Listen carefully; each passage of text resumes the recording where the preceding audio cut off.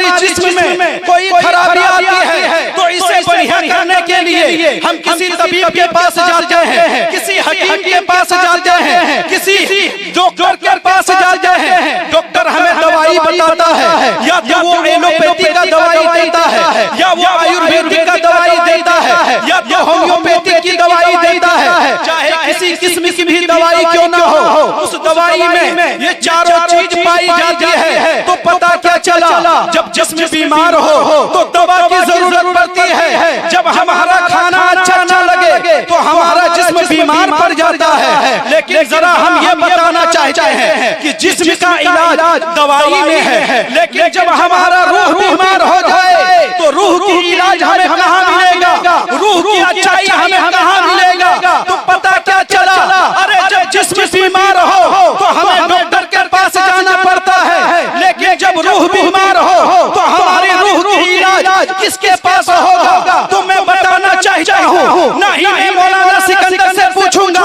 नहीं मैं मौलाना मेराज शमशी से पूछूंगा, नहीं मैं मौलाना तौहीद मिर्जा से पूछूंगा। मैं चलता हूँ उसी की बारगाह में जिसको अल्लाह तबारक व तआला ने मेरे पैगंबर पे नाज़िल फरमाया है। मैं चलता हूँ उसी की बारगाह में जिसको रब्बे कायनात ने तमाम आसमात वाली किताब करार दिया है। ऐ कुरान, जरा हमें ये बता दे, जब हमारा जिस्म बीमार होता है तो हम डॉक्टर के पास जाते हैं, हमारा जिस्म सही हो जाता है। लेकिन जब हमारा रूह बीमार हो जाए तो रूह का इलाज किसे कहाँ होगा। तो कुरान कहता है, ऐ महबूब आपसे रूह के बारे में सवाल करता है तो आप फरमा दीजिए, वो यसअलूनका अनिर रूह कुलिर रूही मिन अम्रि रब्बी, यानी रूह तो हुक्म खुदा का नाम है, रूह तो अम्र खुदा का नाम है। तो पता क्या चला, जिस्म का इलाज तो दवा से होता है, लेकिन जब रूह बीमार हो जाए तो हम किसके बारगाह में जाएंगे। तो बताना ये चाहता है कि जब जिस्म बीमार हो जाए तो हम डॉक्टर के पास जाते हैं, लेकिन जब रूह बीमार हो जाए तो रूह की इलाज कोई दुनियादार नहीं मिल सकता,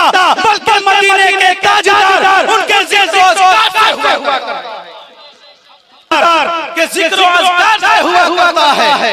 अजीज़ान मिल्लत इस्लामिया, इसीलिए तो शायर ने कहा है, न दौलत से, न दुनिया से, न घर आबाद करने से तसल्ली दिल को मिलती है, खुदा को याद करने से तसल्ली दिल को मिलती है, खुदा को याद करने से। अजीज़ान मिल्लत इस्लामिया, इंसान के लिए दो चीज, एक जिस्म एक रूह, लेकिन इसमें भी दो शय पाई जाती है, एक रूह दूसरा रूहानियत। एक रूह जिसका एक हद मुकर्रर है, जिसकी पहुंच 1 किलोमीटर से लेकर 2 किलोमीटर, रूह की पहुंच अगर इंसान यहाँ पर मौजूद है तो वो 1 किलोमीटर का मुशाहिदा कर सकता है। लेकिन एक रूहानियत है जिसकी पहुंच अगर आप धावा में हैं तो धावा की सरजमीन से मदीने के हर गुंबद का भी मुशाहिदा कर सकते हैं। अगर आप हिंदुस्तान में हैं तो हिंदुस्तान में रहकर मदीने के ताजदार की भी ज़ियारत कर सकते हैं। अज़ीज़ान मिल्लत इस्लामिया, मैं बताना चाहता हूँ कि रूह क्या है, रूहानियत किसे कहते हैं। अल मुख्तसर मैं आप उस वाक़िया की तरफ ले जाना चाहता हूँ, मैं जिसे बताना चाहता हूँ। मुहर्रम का महीना करीब है, करबला का मैदान है, तपते हुए सहरा है, एक तरफ लाशा बिछा हुआ है, एक तरफ अली असगर तरफ रहे हैं, एक तरफ मोहम्मद तरफ रहे हैं। खेमे में हजरत इमाम हुसैन मौजूद हैं। वो करबला का मैदान है, करबला का कारोज़ार मैदान में इमाम खड़े हैं, एक तरफ अपने खेमे को देख रहे हैं, दूसरी तरफ मैदान की तरफ निगाह किए हुए हैं। इतने में क्या देखते हैं कि लाशा बिछा हुआ है, लेकिन इमाम आली मकाम खेमे में नजर नहीं आ रहे हैं। तमाम घर वाले परेशान हो जाते हैं, तमाम खेमे वाले आहो फिगा में पड़ जाते हैं कि या अल्लाह मामला क्या है, हमारे इमाम तो मौजूद नहीं है, हमारे इमाम हुसैन यहाँ पे मौजूद नहीं है। उनका नन्हा सा अली असगर तरफ रहा है, उनका जवान बेटा अली अकबर तरफ रहा है, एक तरफ मोहम्मद तरफ रहा है, लेकिन इमाम मौजूद नहीं है। आखिर वजह क्या है? फिर कुछ देर होने के बाद इमाम आली मकाम खेमे में तशरीफ लाते हैं तो क्या कहते हैं, इमाम अली मकाम के हाथ से खून बह रहा है। भाइयों ने पूछा, बेटों ने पूछा, बाबा ये खून कैसा है, आपके बाजू से खून कैसे निकल रहा है? तो उस वक्त इमाम अली मकाम जवाब देते हैं, बेटा सुनो सुनो, भाई सुनो सुनो, अरे मेरे एक मुरीद ने जो यमन का रहने वाला था, उसने मुझे मदद के लिए पुकारा था। वो सफर हज में निकला हुआ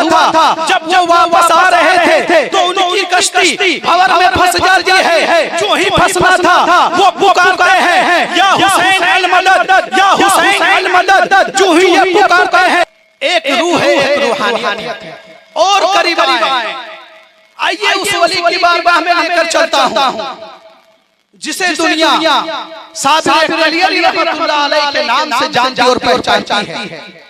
उनका मुरीद खास हजरत शमसुद्दीन तुर्कमानी है।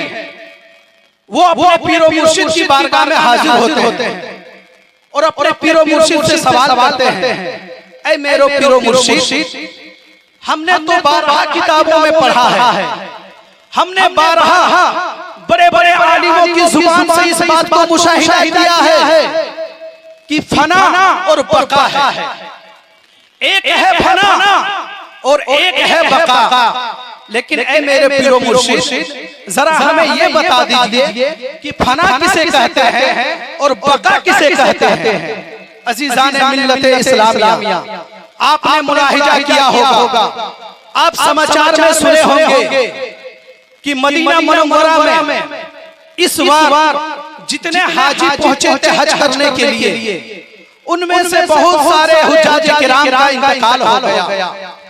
जब उनके रिश्तेदारों से हमारी मुलाकात हुई तो उसने कहा, मौलाना साहब क्या खुशबख्ती है, क्या खुश नसीबी है, मेरे वालिद गिरामी मक्का मुकर्रमा में हज बैतुल्लाह के लिए पहुंचे और वहीं अल्लाह का प्यारा बन गया। और इससे बड़ी सआदत की बात क्या हो सकती है?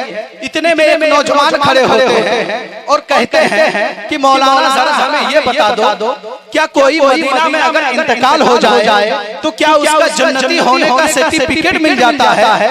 क्या वो जन्नती बन जाते हैं? तो उस वक्त उस वाली में दिन ने जवाब नहीं दिया, खामोश हो गए। वो खामोश हो गए। कुछ दिनों के बाद मस्जिद में वो नमाज पढ़ाने के बाद मस्जिद में बैठे थे, मुक्तदी हज़रात इकट्ठा हुए। उतने में एक मुक्तदी ने एक पंखा को हिलाना शुरू किया। जब पंखा को हिलाना शुरू किया तो उस वक्त वो आलिम दिन पुकार उठे, कई मुक्तदियों सुनो, ऐ मेरे चाहने वालों सुनो, तूने उस दिन पूछा था क्या कोई अगर मजार के करीब में मदफन हो जाए तो क्या उसके सदक़े में उसे जन्नत मिल सकती है? क्या कोई मदीना में जन्नतुल बकी में दफन हो जाए तो क्या उसे जन्नत मिल सकती है? तो वो आलिम दिन जवाब देता है कि सुनो, अरे पंखा तो मेरे लिए हिलाया जा रहा है, पंखा मेरे लिए घुमाया जा रहा है, लेकिन इसकी हवा जो चल रही है सारे मुक्तदियों को मिल रहा है, मुझे भी मिल रहा है, मुक्तदी को भी मिल रहा है। तो पता क्या चला, हवा एक शख्स के लिए दिया जा रहा है लेकिन मुस्तफी सारे लोग हो रहे हैं। तो उसी वक्त उस मौलाना ने जवाब दिया, अरे सुनो, तू कहता है कि किसी वली की बारगाह में अगर कोई दफन हो जाए तो क्या वो जन्नती हो जाएगा? क्या उसे रहमत की हवा मिलेगी? तो बताना ये चाहता हूँ, जन्नतुल बकी अरे वो कब्रिस्तान है जिसमें बहुत सारे सहाबाए किराम दफन है, जिसमें बहुत जलीलुल कद्र सहाबी रसूल दफन है। और जब अल्लाह की बारगाह से रहमत के फरिश्ते उन्हें हवा पहुंचाते हैं तो उनके सदक़े में जितने भी जन्नतुल बकी में ईमान की हालत में मदफन हुए हैं सारे लोगों को रहमत की हवा नसीब हो जाती है। सारे लोगों को रहमत की हवा नसीब हो जाती है। तो पता क्या चला, अगर कोई बुजुर्गों के कब्रों के सामने में लेटा हो तो उस बुजुर्ग के सदक़े में उस शख्स को भी सवाब मिलता है। अज़ीज़ान मिल्लत इस्लामिया, शहर दिल्ली के वो पीरो मुर्शिद जिसे निज़ामुद्दीन